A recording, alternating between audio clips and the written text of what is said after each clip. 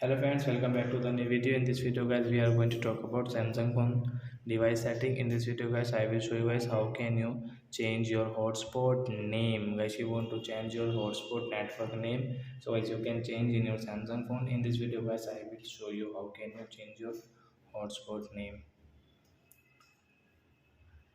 So friend, first of all open your phone setting to change your hotspot name. Then guys you can see your connection setting. So guys tap here, guys click on mobile hotspot.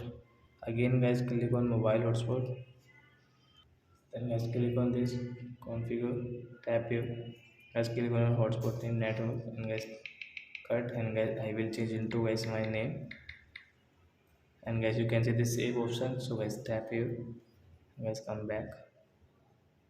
Then as you can see your hotspot name network has changed in your Samsung phone. So as you can change whatever you want, as you can change yourself in your Samsung phone.